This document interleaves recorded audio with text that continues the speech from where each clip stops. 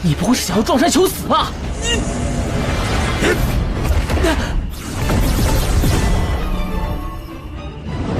圣主大人，需要服从我的命令。生命危险，你可搭救。回来了。你怎能带外人来到这里？会将我们赶尽杀绝的。大爷，不可！随着我境界提升，会有办法的。不会视小兄弟为恩人？没有见过从前的面貌。Kembali lagi bersama Bang Jago. Seperti biasa, Mimin selalu mendoakan kalian semoga selalu dalam keadaan sehat dan dalam kondisi terbaik. Di video kali ini Mimin akan menceritakan sebuah donghua seri Supreme Emperor. Dan bagi kalian yang mungkin baru gabung, Mimin saranin untuk nonton bagian sebelumnya dulu. Linknya ada di deskripsi. Tak berlama-lama, langsung saja kita masuk ke isi ceritanya.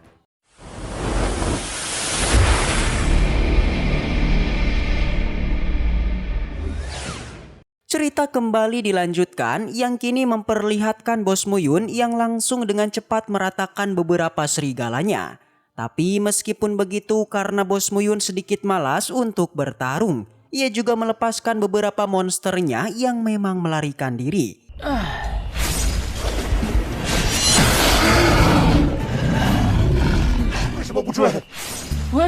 Selain itu, jika memang monsternya datang lagi dengan membawa bantuan, Bos Muyun tak akan gentar sama sekali. Yang pada akhirnya karena ia sudah membantu Yahui, kali ini gilirannya lah yang akan bertanya.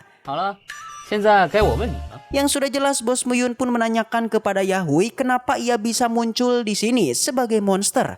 Padahal ia adalah murid utama dari Gunung Xuankong. Yang ternyata Gunung Xuankong memang sudah membuang mereka. Jadi di dunia 3000 kecil ini tak ada yang bisa menahan Gunung Xuankong apalagi melawannya.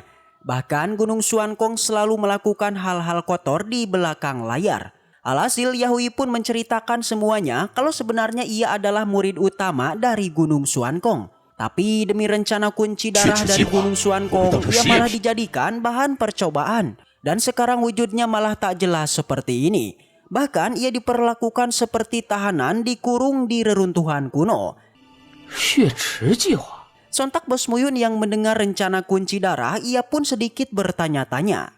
Yang ternyata Gunung Xuankong mencoba menggabungkan garis darah binatang suci dan garis darah binatang monster kepada tubuh praktisi untuk merangsang memicu variasi pada garis darahnya. Tentunya sudah beberapa tahun ini Gunung Xuankong melakukan percobaan dan semuanya malah gagal bahkan menjadi sepertinya ini. Sontak Bos Muyun yang mendengarnya juga sangatlah kesal. Karena katanya kekuatan garis darah tak bisa dimodifikasi begitu saja.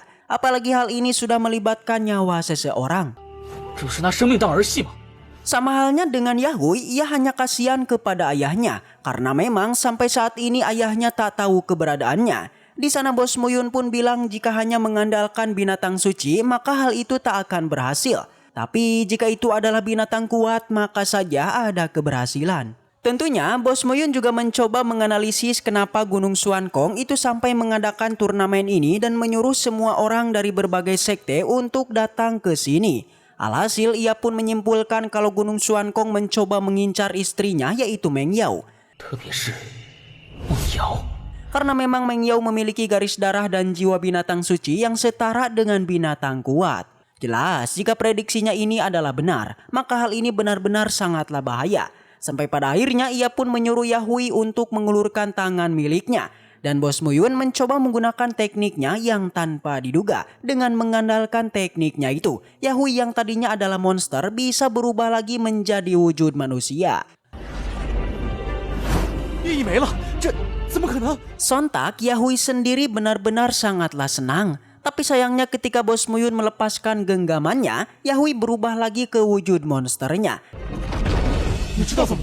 Namun meskipun begitu Yahui yang menyadari kalau Bos Muyun bisa membantunya, ia pun benar-benar sangatlah senang dan memohon agar Muyun beneran membantunya.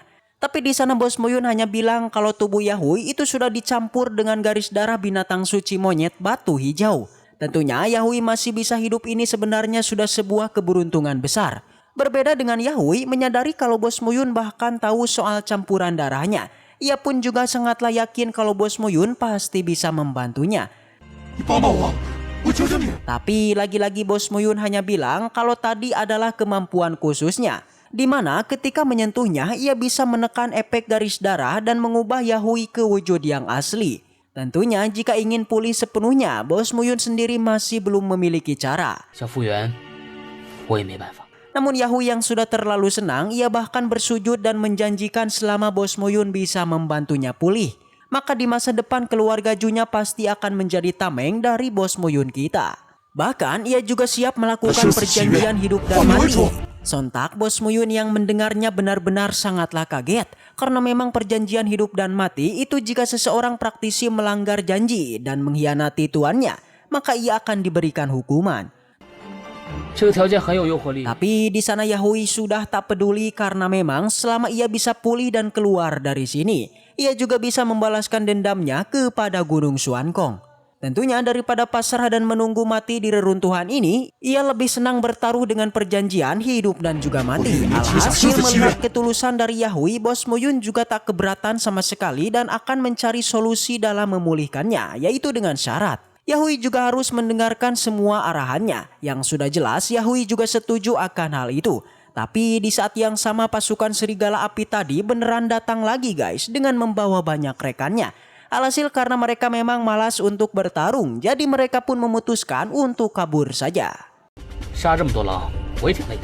Di sana Bos Muyun sangat bingung dengan pengejaran dari monster serigala yang terlalu banyak.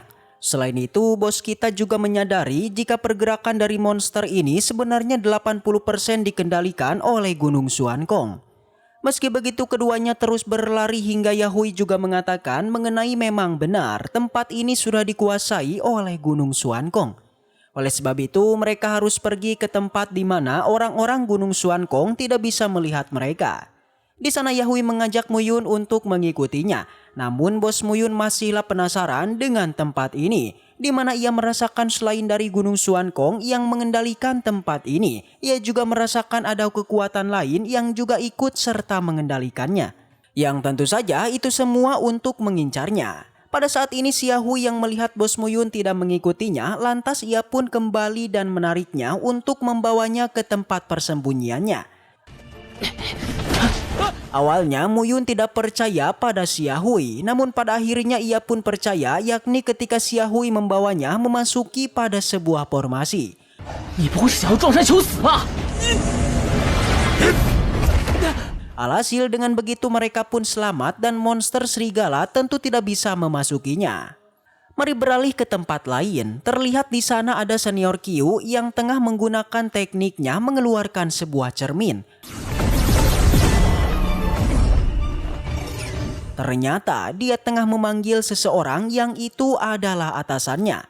Senior Qiu bertanya mengenai alasan menghilangnya tuannya ini selama 10 tahun. 不该问的不要问。 Tapi dia tidaklah menjawabnya dan malah menyuruh senior Qiu untuk tidak menanyakan apa yang tidak perlu ia tanyakan.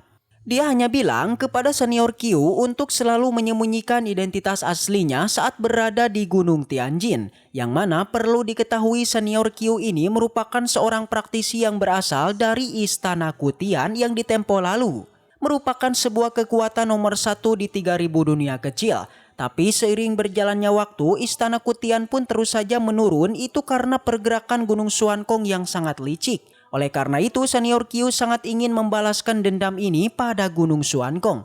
Tapi hal itu dihentikan atasannya, di mana dia bilang senior Qiu hanyalah perlu mendengarkan perintahnya, yaitu menghubungi Muyun untuk berteman dengannya. Itu karena tuannya ini tahu jika bos kita bukanlah sosok sembarangan, yang di masa depan itu akan dapat membantu mereka untuk membalaskan dendam pada Gunung Xuankong. Selain itu, atasan senior Qiu juga memerintahkan untuk membantu bos Muyun dan menyelamatkannya jika dia dalam bahaya. Mendengar itu, senior Qiu pun setuju dan pertemuan pun selesai. 不可报。是， Setelah itu senior Qiu pun pergi dan kini menemui Jijian. 邱师兄，终于找到你了。 Tentu Jijian merasa senang karena akhirnya dia bisa bertemu dengan rekan seperguruannya. Dengan begitu mereka bisa bekerja sama untuk menuntaskan kompetisi di tempat ini. Senior Qiu juga menyetujuinya, hanya saja kekuatan mereka masihlah belum cukup, jadinya keduanya harus secepatnya menemukan rekan-rekan yang lain agar kekuatan mereka bisa bertambah kuat. Scene kembali ke tempat bos kita. Di sana terlihat dia dibawa Yahui untuk bertemu dengan rekan-rekannya, tepatnya tetua dari keluarga Junya. Tentu saja semua orang di tempat ini bukanlah berwujud manusia, melainkan wujudnya sama persis dengan si Yahui, yaitu sosok monster. Sontak sang tetua yang awalnya melihat Muyun, ia pun langsung merasa kesal dan langsung menyerangnya. Itu karena dia takut bos Muyun merupakan seseorang dari Gunung Xuankong. Tapi tindakannya langsung dihentikan si Yahui dan mengatakan jika Muyun ini bukanlah musuh, melainkan adalah orang yang mampu mengembalikan wujud dari mereka. Dari sinilah sang tetua pun mengerti dan bos Muyun juga langsung memperkenalkan dirinya. 我本是天剑山弟子本众，说为贴身护卫。 Begitupun dengan si Yahui, dia juga memperkenalkan sang tetua dengan nama Ju Yunji. 刚才老夫唐突了。 Di sini Yunji menceritakan kisah mengerikan yang dialami keluarganya yang telah dilakukan oleh Gunung Xuankong. Oleh sebab itu jika bos Muyun bisa membantu mereka keluar dari tempat ini, maka semua keluarga Ju akan menjadikan Muyun sebagai sosok pahlawan. Jelas mendengar ini bos Muyun pun bertekad kalau dirinya di masa depan itu akan mengembalikan wujud asli mereka. Sebelum itu juga Muyun juga berniat mengembalikan sosok keduanya sementara agar mereka bisa melihat dan mengenang wujud asli mereka. Dan setelah itu waduh bersambung. Baiklah, mungkin segitu aja untuk pembahasan kali ini. Dan semoga kita selalu diberikan kesehatan untuk mengawal Donghua ini. Dan sampai jumpa di video selanjutnya.